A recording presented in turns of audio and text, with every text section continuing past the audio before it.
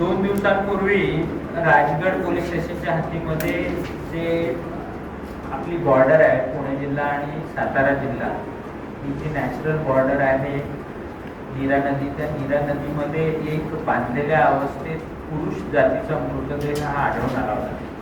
त्या मृतदेहाचा तपास केला असता तो मृतदेह लोहारा जिल्हा धाराशिव इथल्या एका व्यक्तीचा होता असं निदर्शनास आलं. आणि मग त्याच्यावरनं पुढे तपास केला असता असं लक्षात येत आहे की त्याच्यामध्ये त्याची पत्नी आणि तिचा प्रियकर त्या दोघांनी त्या व्यक्तीचा गळावरून खून केला आणि ती बॉडी जी आहे ती त्या नदीमध्ये फेकून दिली.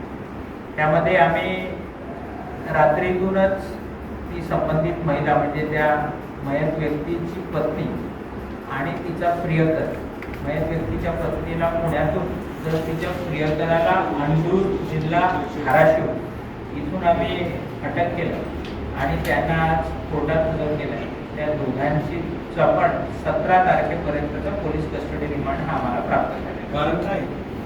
प्रायमा फेसी जो आम्ही तपास करतोय त्याच्यामध्ये असं निदर्शनास येते की अनैतिक संबंधांमधनं हा खून झाला असावा. पुढील तपासाआधी त्याच्यामध्ये अजून काही निष्पन्न होत आहे ना ते बघावं लागेल. मृतदेहाची ओळख कशी पटवली?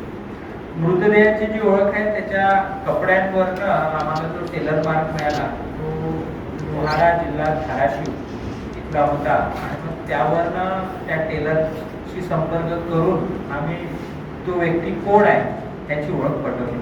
त्याचे जे चुलत भाऊ आहे, त्याची जी एक्सटेंडेड फॅमिली आहे त्यांच्याशी संपर्क साधला आणि मग त्याच्यानंतर गोष्टी ह्या अवगत होत गेल्या. कुठं मारलं होतं त्याला? पुण्यामध्ये काळे पडळ ह्या भागामध्ये त्या संबंधित आरोपीला मारण्यात आलं होतं आणि त्याची डेड बॉडी जी आहे ती आमच्या हद्दीमध्ये ती फेकण्यात आली. आरोपी इथंच होता?